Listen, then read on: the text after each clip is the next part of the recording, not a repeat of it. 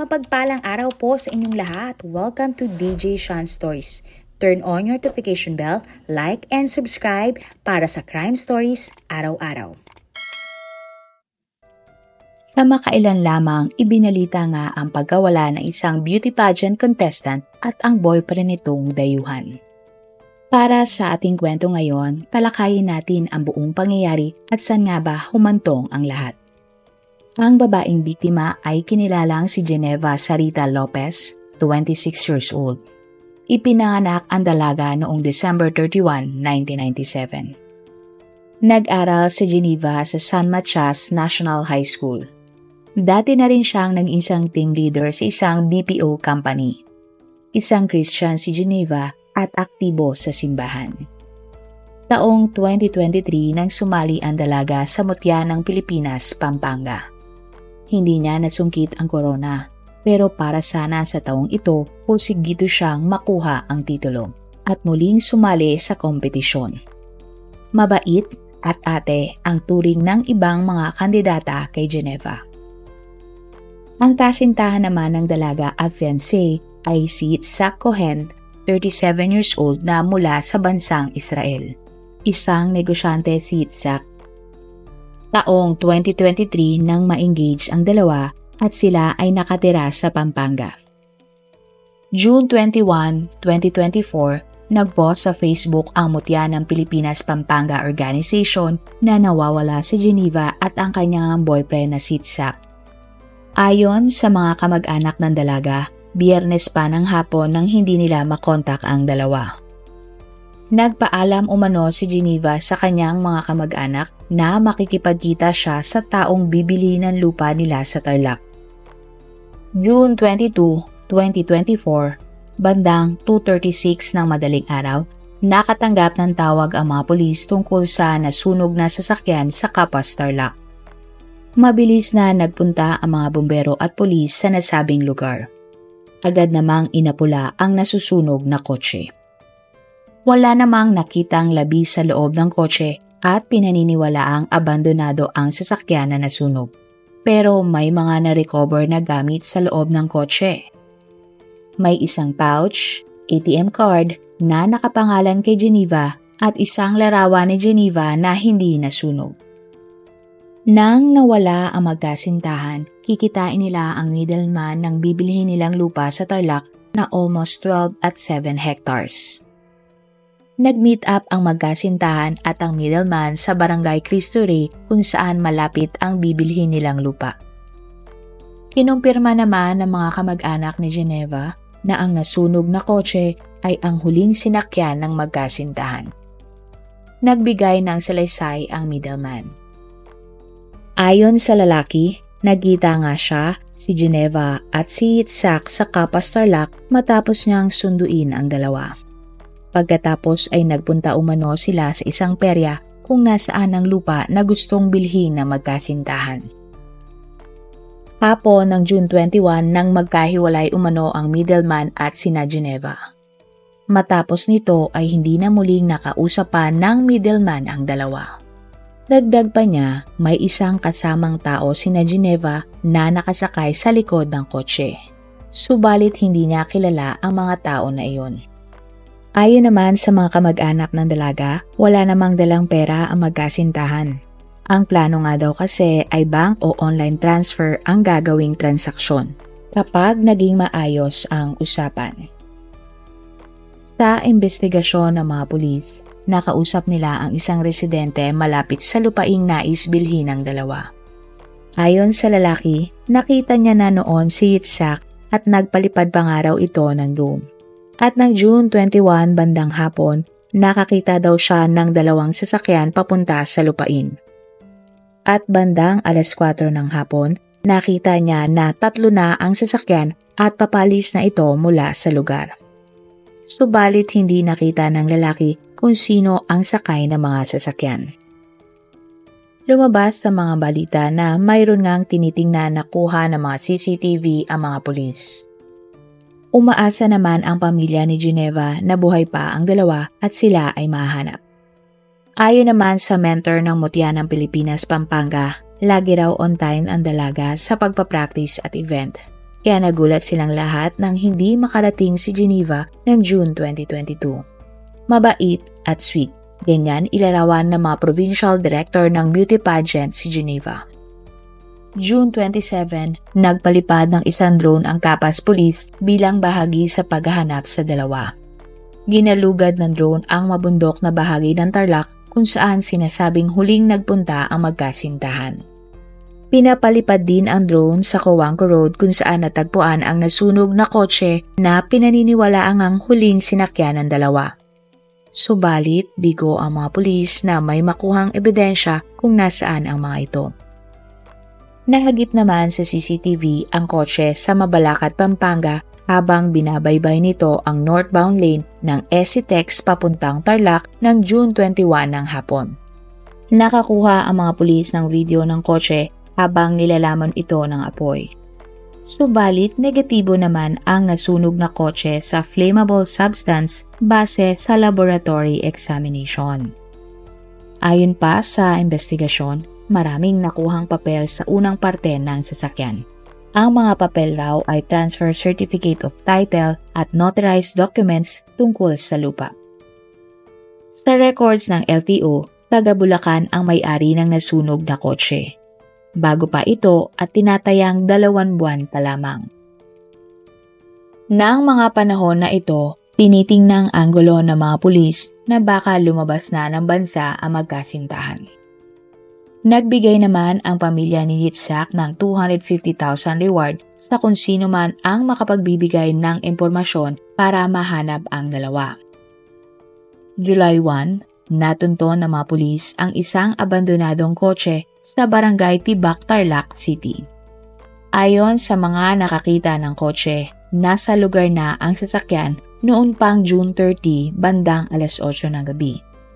At base sa backtracking na ginawa ng mga pulis, ang puting kotse ay ang pinaniniwalaang huling sinakyan ni Geneva at Yatsik nang sila ay mawala. Inaalam pa nga kung sino ang may-ari ng sasakyan at bakit ito inabandona. Natukoy naman ng mga pulis ang may-ari ng nasunog na sasakyan. Ayon sa may-ari, nirentahan lang sa kanya ng kanyang tita ang sasakyan. Kasabay nito, nag-alok na din ang lokal na pamahalaan ng Pampanga ng 150,000 pesos na pabuya kung sino man ang makapagtuturo kung nasaan ang magkasintahan. Kinumpirma naman ng PNP na ang middleman na kinatagpo ni Geneva ay dating pulis. February 2020 pa raw na-dismiss ang pulis matapos nitong mag-awol o umabsent ng walang paalam. July 2, 2024, inanunsyo ng PNP na mayroon na silang tinitingnan na mga person of interest sa kaso ng pagkawala ni Geneva at Yitzhak. Ang abandonadong kotseng natagpuan sa Barangay Tibag ay kumpirmadong nakakonvoy umano sa nasunog na kotse na huling sinakyan ni Geneva. Nakausap naman ng HPG ang may-ari ng abandonadong kotse. Ayon sa may-ari, matagal na raw niyang nailipat sa ibang pangalan ng bagong may-ari ang kotse. July 4, 2024, lumabas ang balita na 7 ang taong tinututukan ng mga pulis bilang person of interest sa pagkawala ni Geneva at Yitzhak. Nakakuha din sila ng mga fingerprints sa abandonadong kotse na maaaring makatulong sa investigasyon. Ang governor at vice governor ng Pampanga ay nagdagdag na ng 1 million pesos na pabuya kung sino man ang makapagbibigay ng impormasyon kung nasaan ang nawawalang magkasintahan. Sa kabuuan, 1.4 million pesos na ang pabuya para sa makapagtuturo kung nasaan ang dalawa. July 5, 2 linggo matapos ngang huling makita ang dalawa, personal nang dumulog sa NBI ang kapatid ng mga nawawala. Ayon sa kapatid na babae ni Geneva, nasa ospital siya nang dalawin siya ng dalaga. At iyon na nga raw ang huling pagkakataon na sila ay nagkita. Matapos ang isang araw, hindi na raw nila na-contact si Geneva kaya agad silang nagpunta sa mga pulis. Ang alam ng kapatid ni Geneva, may meeting nga ang dalaga. Pero hindi na raw niya inalam ang detalye pa ng meeting. Ayon naman sa kapatid ni Yitzhak na si Yaniv, hindi niya akalain na magiging malungkot ang unang pagkakataon niyang bumisita sa Pilipinas. Ang alam nga niya ay napakaganda nito at may balak siyang bumalik uli sa bansa next year. Wala rin naman daw na ikwento si Yetsnik sa kanilang pamilya kung may natatanggap siyang banta o panganib sa kanyang buhay. Lubos naman ang pasasalamat ni Yaniv sa effort na ibinibigay ng mga pulis sa paghahanap sa kanyang kapatid at kay Geneva. Wala raw rin silang alam tungkol sa lakad ng kanyang kapatid at ng girlfriend nito. Personal naman nagbigay ng sworn statement ang pinaniniwalaang huling kasama ni na Geneva at Yetsik. Ayon sa middleman na may alias Brandon, 2020 pa raw siyang real estate consultant na magkasintahan. Noong June 21 nga raw ay nagpasama pa ang dalawa kay Brandon para tingnan ang gustong bilhin ng lupa ng magkarelasyon. Dagdag pa niya, professional lamang ang relasyon ng dalawa. Pinabulaanan din niya na siya ay nagtatago tulad ng sinasabi ng mga netizen. Ang totoo pa nga ay pumayag siyang sumailalim sa polygraph test para mapatunayan na wala siyang tinatago. Sinabi pa ni Brandon na simula pa nang puntahan siya ng mga pulis, lahat ng kanyang nalalaman na impormasyon ay ibinigay niya na sa mga investigador. Sa huli, iginiit ni Brandon na wala siyang kinalaman sa pagkawala ng magkasintahan. Nang araw din na iyon, sumailalim si Brandon sa polygraph test. Subalit, hindi na isinapubliko ng mga pulis ang resulta nito. Pero, sinabi ng mga investigador na kabilang ang middleman na si Brandon sa 7 na person of interest hinggil sa pagkawala ni Yitzhak at Geneva. Nahulihan din ng mga pulis si Brandon ng illegal na baril, bala at iba pang bagay sa loob ng kanyang bahay. Sa bisa ng search warrant, hinalughog ang kanyang tahanan. Ayon sa misis ni Brandon, hindi daw kanila ang mga nakuhang bagay. Pero kinasuhan ng illegal possession of firearms at paglabas sa Comprehensive Firearms and Ammunition Act si Brandon dahil sa mga nakita sa kanyang bahay. At tanghali ng July 6, 2024, nagulat ang buong Pilipinas nang magpost sa social media ang gobernador ng Pampanga hinggil sa 2 labi na natagpuan. Pinaniniwalaan na ang 2 labi ay ang labi ni na Geneva at Yitzhak. Nakumpirma nga ng mga pulis ang pagkakakilanlan ng mga biktima ayon sa mga damit at gamit ng magkasintahan. Natagpuan ang nasabing labi sa isang quarry site sa Capas, Tarlac. Ang naturang barangay ay liblib at malayong lugar. Nang nakakuha nga ng search warrant ang mga pulis sa quarry, dun lang nila nakhukay ang mga labi. Dinala sa laboratorio ang labi ni Geneva at Yitzhak. Sumailalim ang mga ito sa autopsy at DNA test para nga makumpirma ang sanhi ng pagkamatay ng dalawa at ang totoong pagkakilanlan. Nakakuha din ng mga dokumento ang mga pulis malapit kung saan inilibing ang dalawa. Makalipas ang ilang oras, positibong kinilala ng pamilya ni Geneva na ang labi ay ang nawawalang beauty pageant contestant. Sinabi ng mga pulis na ang dahilan kaya nahanap ang labi na magkasintahan ay dahil sa isang lalaki na nasa quarry site nang ilibing ang dalawa. Ayon sa lalaki, nang lumabas ang balita na nawawala ang magkasintahan ay ang mismong araw din na inilibing ang mga biktima. Ayon kay alias Junjun, wala pang halos 1 oras ang iginugol nang inilibing ang dalawa. Hawak na nga ng mga pulis ang 2 person of interest na pawang mga dating pulis. Isa nga sa mga ito ay ang nagsilbing middleman. At mukha raw talagang planado ang ginawang pagpatay sa 2 mga biktima. Labis naman ang hinagpis ng mga kaanak at kaibigan ni Geneva nang malaman ang masamang balita. Ayon sa kapatid ng dalaga, gusto nilang malaman kung bakit nagawang patayin ang dalaga at ang kanyang boyfriend. Tumanggi namang magbigay ng salaysay ang pamilya ni Yitzhak hinggil sa nangyari. July 7, 2024, kinumpirma ng PNP na tama na mga baril ang ikinamatay ni na Geneva at Yitzhak. 5 sa 7 person of interest ang nadakip ng mga pulis at 2 pa ang kanilang pinaghahanap. 2 sa mga ito ay dating mga pulis. Ang middleman ay kinilalang si Michael Angelo Guiang, at ang isa pang pulis ay si Romel Abuso. Tulad ni Michael, kinasuhan din si Romel ng illegal possession of firearms at paglabag sa Comprehensive Firearms and Ammunition Act dahil nahulihan din siya ng mga illegal na baril at bala. Taong 2019 naman nang matanggal sa serbisyo si Romel matapos nitong mag-awol. Napuno ng pagdadalamhati ang pamilya ni Geneva nang magsimula na ang burol ng dalaga. Ayon sa kapatid ni Geneva, hindi niya maisip ang takot na nararamdaman ng kanyang kapatid habang nangyayari ang krimen. Tanong nga niya sa mga sospek, anong karapatan nilang kunin ang buhay ni Geneva? Nga daw ba ang nararamdaman ng mga sospek matapos mangyari ang krimen? Nanindigan ang kapatid ni Geneva na panagutin ang mga sospek. Ayon pa nga sa best friend ni Geneva na si Lian, higit pa raw sa kaibigin ang turing niya sa dalaga. Mahal na mahal niya nga raw ito, kaya napakasakit para sa kanya ang nangyari kay Geneva. Sinabi pa nga ni Lian na mabait, masayahin at matulungin ang kanyang kaibigan. Lagi raw itong willing tumulong sa kanyang mga kaibigan.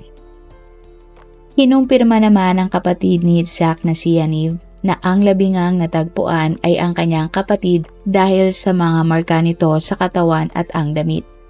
Sinabi pa nga niya na iuwi nila ang labi ni Itzhak sa Israel para sa libing na naaayon sa kanilang tradisyon. Nilinaw ni Yaniv na hindi talaga bibili ng lupa si Itzhak taliwas sa mga unang napabalita. Sinabi niya na ang pakay ng kanyang kapatid at ni Geneva ay makuha ang titulo ng nabili nilang lupa. Magbebenta din daw ang magkasintahan ng lupa kaya sila nagpunta sa Tarlac. Dagdag pa ni Yaniv, bumibili raw ng lupa si Itzhak dahil gagamitin niya itong collateral sa isang loan o utang. Wala din daw dalang pera sina Itzhak nang sila ay umalis. Ang plano daw talaga ay makikipagkita si Itzhak at Geneva sa isa sa mga person of interest. Dahil sinabi nga daw ng person of interest na ito kay Itzhak na ready na ang mga papeles ng lupa at may buyer na ito. Naniniwala si Yaniv na pera ang motibo sa pagpatay sa kanyang kapatid at sa kasintahan niyang si Geneva dahil may kinalaman o involved ang kanyang kapatid sa mga loan at lupain. Minamadali na nga ni Yaniv ang pag-uwi ng labi ni Itzhak dahil nga marami nang nalabag na tradisyon tungkol sa pagpapalibing kay Itzhak. Ayon naman sa spokesperson ng mga pulis na si Police Colonel Jean Fajardo, bago pa raw sunugin ang sasakyan, pinatay na nga ang dalawa. At ayon sa mga nakalap na ebidensya, hindi lamang si Itzhak ang target ng krimen kundi dalawa talaga sila ni Geneva. Dagdag pa ng pulis, bukod sa middleman, malaki ang partisipasyon ng isa pang dating pulis sa krimen. July 8, 2024 ng hapon, nagsagawa ng press briefing ang DILG at PNP hinggil sa kaso ng pagkamatay ni Geneva at Itzhak. Sinigurado nila na agad na mareresolba ang kaso at mabubulok ang mga gumawa ng krimen.